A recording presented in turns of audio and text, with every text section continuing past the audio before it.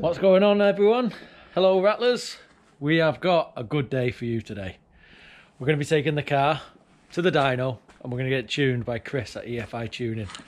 So here it is, all ready to go. We spent yesterday just timing it in a little bit more, just checking our measurements. Got the main man Den here with us. Can't wait, Phil. Can't wait. It's going to be a good day. Yeah. Trailer's over there. And we're going to see what power it makes. We've got a few changes to make on the dyno with the cam timing.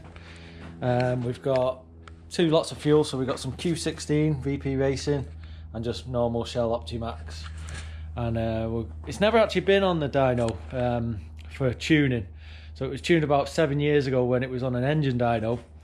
It's sort of self-destructed itself because the valve started kissing, which we're going to go into a little bit later on. Hopefully there'll be no kissing in the engine today. And it's, like I say, it's not been tuned, so we're going to see what it actually can do. Last time it made 250 on the dyno. The power band was really low down, like a 4.5 peak torque.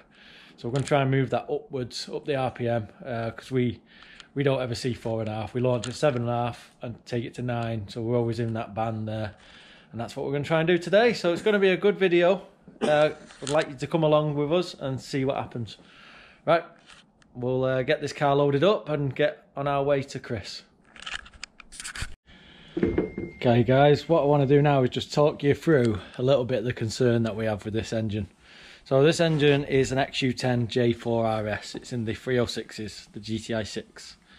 And we have amalgamation of that kind of engine. It's using all different parts, but cylinder head's basically a cylinder head with bigger valves. So here, what have we got here? Cylinder head that's just been taken off a car. And I've took the springs out just so we can move the valve. So this is your exhaust one, so is the smaller one. And what the issue is, if you look how close, if we open that exhaust valve, what will be happening in the engine overlap will be the exhaust valve will be closing and the inlet opening. And you can see already it just touched there. And that's the exhaust valve not open very much. So we'll just open it a little bit. Remember, that'll be closing and this will be opening. So that distance there, how far that valve's open, is not a lot. And you can see it's just clear there. So what we're going to do is just do a quick measurement, how far open that valve is. The issue with our engine is we have bigger valves than this, so the problem's even worse. And it's obviously on the car, so this would have been a good test to do. Well, it wasn't on the car while I was building the engine, but we never did that. Not to I didn't really understand anyway. That was 7 years ago. I've learned a lot more since then. So we're just going to do a rough measurement now and see how far that valve can be open before the inlet actually touches it. So hope that made sense, and we'll see you soon.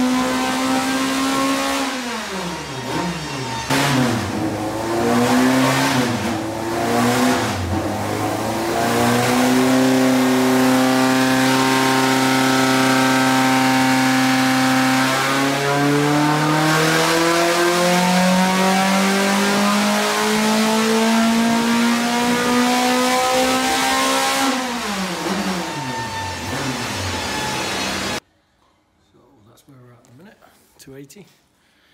That's with regular fuel. Now we've just switched to the Q16. It's down there. Put that in, let's see what it does.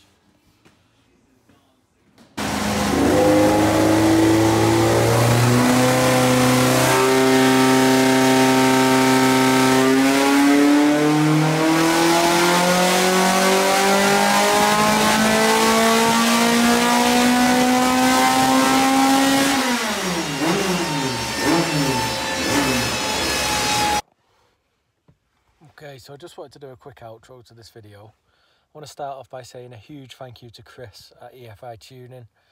He was very knowledgeable, very hospitable, and really looked after us through this dyno day.